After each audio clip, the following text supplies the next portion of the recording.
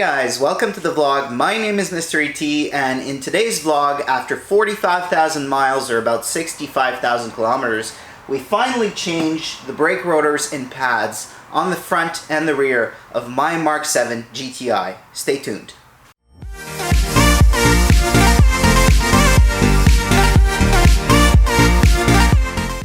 So we're going to be doing this install with the garage door open, so you will likely hear a little bit more background noise, but it is currently a sweatbox in my garage, as you can see from my shirt, so I need a little bit of cooling around me. So today we're going to be installing the cross-drilled and slotted Performance Street rotors from STOPTECH, as well as their Street Performance brake pads, both front and rear, for the MK7 GTI. And I'm going to show you, I wouldn't say a step-by-step of how to do that. There are other videos, ShopDAP has a great one, of really step-by-step how to install this. But I'm going to show you a few steps of what you need to get this done, how difficult it is, and overall how happy I am after the install is done. So before you get started, you're going to need a few things. You're of course going to need your rotors and pads. You're going to need a bungee cord to hold your brake caliper onto something. You're going to need likely a breaker bar. There's a 13 mil and a 17 mil. You're going to need a Torx T30 to remove the disc nut. You're going to need a big hammer to remove the disc from the hub. You're also going to need a light, a C-clamp, and little anti-seize I like to use. And I also have my little impact there to help me remove some of the bolts. So as you can see, my car has been through a number of different winters here. I've got the VWR springs on there. These are the original brakes. They have held up pretty good. This is the most amount of kilometers or miles I've ever done on a set of brakes. I'm actually pretty hard on brakes myself. So first time we're replacing those. So you need to hit on those really hard to get the disc loose because it's all nice and seized in there. So the first thing you want to do is remove your brake rotor bolt, which I've already done on here. And then after that, there are two 13 mils holding this piece here on there, and then two 21 mils at the very back holding the caliper bracket on there. So that's going to be the next step for us.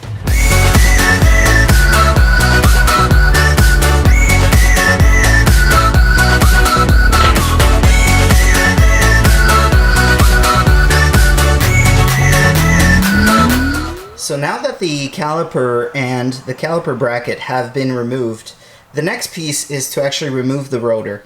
And it's on there pretty good, so what you want to do is just put one of your lug nuts in there, or lug bolts in this case I should say, and then thread it in a couple just so it doesn't fall out. And then you're going to be hammering as hard as you can on this brake rotor so it actually just falls out.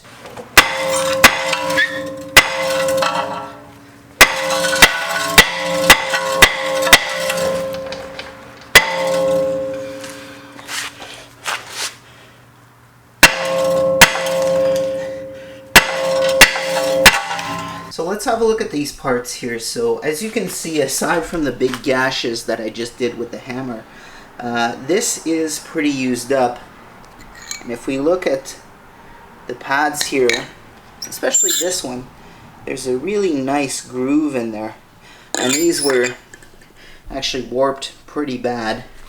And this is the new setup here. It's actually exactly the same size, but cross-drilled and slotted.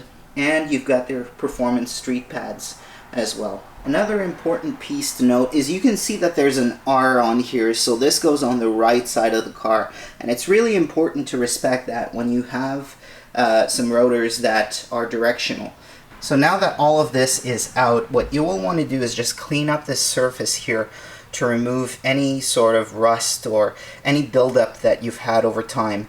You will of course want to pick this up here before reinstalling the wheel and just dropping your car right onto that.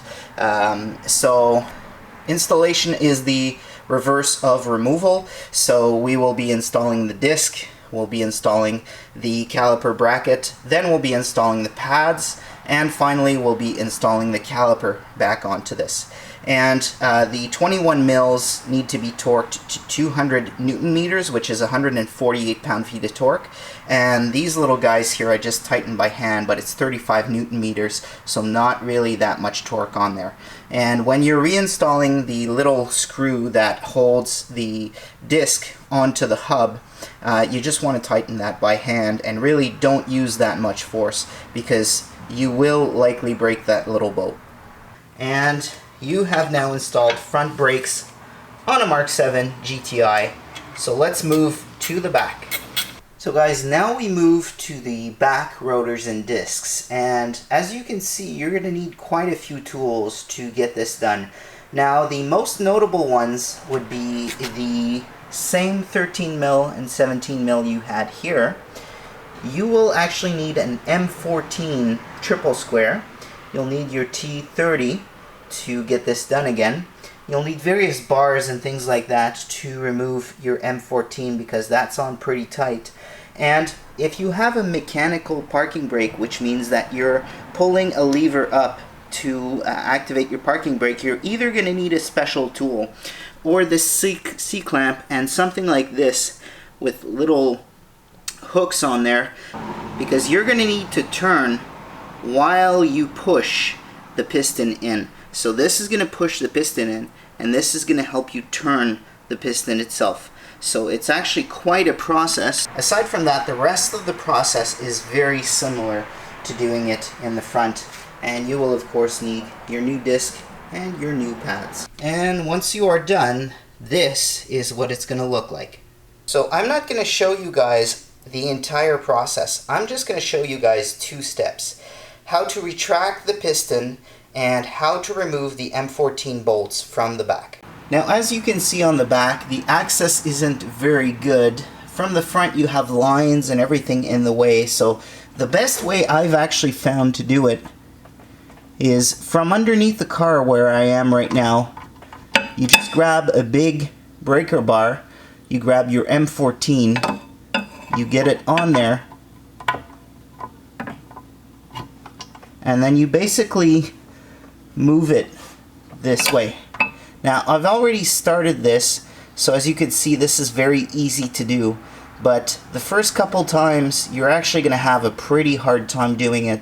So I would do it from underneath for both the top and this bottom bolt.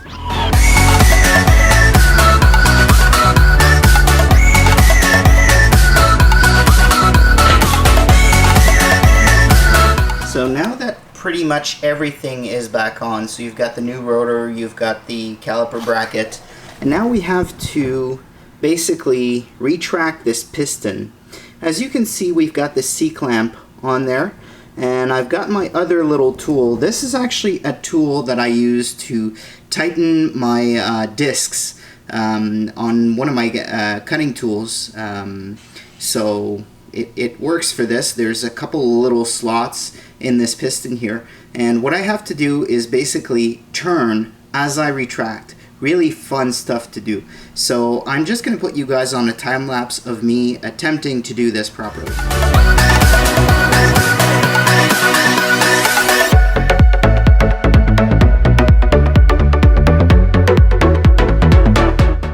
So guys, as you can see, definitely not the best setup and the fastest setup, but it gets the job done. So guys, the car is back on the ground. All 4 brakes have been installed, and now it's time to take it for a test drive and give you guys a quick review of how these brakes feel from STOPTECH. So guys, anytime you install new brakes on a car, you have to bed them in. So I did a little research on my iPhone here, and let me read you what is recommended. So perform 4 repeated light to medium stops from 65 miles per hour down to 10 miles per hour to bring the rotor up to temperature. Then perform 3 light stops in succession. Then perform 8 heavy stops back to back at point just short of wheel lock from 65 down to 5. Drive for 10 minutes to cool off the brakes. Avoid braking as much as possible during this time. A 10-minute drive with 0 braking is ideal. Perform 3 light stops in successions. then perform 8 heavy stops back to back at a point just short of wheel lock from 65 to 5, and then drive another 10 minutes to cool down without using your brakes if possible. Now, just looking at this here, it looks a little bit extreme. What I've been used to doing over the years, and this is just my opinion, I would definitely recommend doing what STOPTECH and other manufacturers recommend doing. But what I've been doing over the years is 5, I would say, light to medium stops, and then 10 heavy stops, and then letting it cool and driving for a bit. And that seems to do the trick for me. So that's probably what I'm going to end up doing here. And I'm going to give you guys, after I've done that, an overall idea of what I feel and how I think these brakes operate. So I've done all my stops and my slowdowns, and now I'm driving a little bit to get everything cooled down between exits on a highway. And what I can tell you guys right off the bat is that these brakes feel very, very strong. There is no more wiggle or anything like that in the pedal. I was getting a lot of shake. Unfortunately, had warped the brakes, the stock brakes. These do feel a little bit lighter than stock, so acceleration is actually a little bit better than it was before, so that's an added bonus that you don't always get with depending on the brakes you install. Aside from that, pedal feel is excellent. There's no dead zones or spots or anything like that where I'm having issues with it. Braking feel is also excellent. Modulation is good. It doesn't feel like I don't have any braking performance until they get hot, or it doesn't feel like once they're hot I lose braking performance. So all of that is excellent. I decided to go with STOPTECH because they're a quality braking company, and they've been around for years and years and years. So very happy with the install. Everything was as OEM, everything installed the way it would have done OEM. Lots of quality. There's no noise or anything like that. Sometimes when you install performance brakes, you end up with a little bit of noise when you're braking and the brakes are cold, or there's water or something like that. So overall, very, very happy with everything that we have here from STOPTECH. And I'm just gonna go back home now and finish this vlog with you guys out of the car. So I will see you guys in a bit.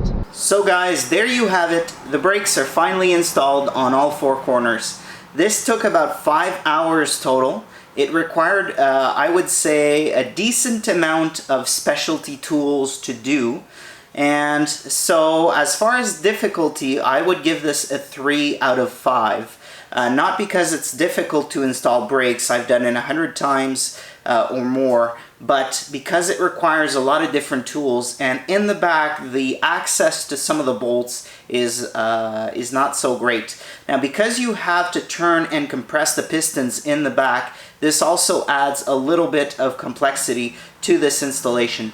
Overall, am I happy with the parts? Absolutely. The braking performance is excellent. The brake rotors are a little bit lighter, so I ended up with a little bit added performance, not just stopping power, but acceleration as well.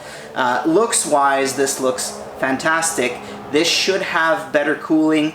This should have better heat dissipation. Hopefully I don't warp these brakes very quickly, but I will keep you guys posted if that happens very quickly. Again, I ended up changing these after about 45,000 miles, or about 65,000 kilometers. The original brakes were still on the car. So overall, very happy with the whole process. This has been MisterET. I hope you enjoyed this review / install, and hit that like button, subscribe. I look forward to seeing you again in our next video.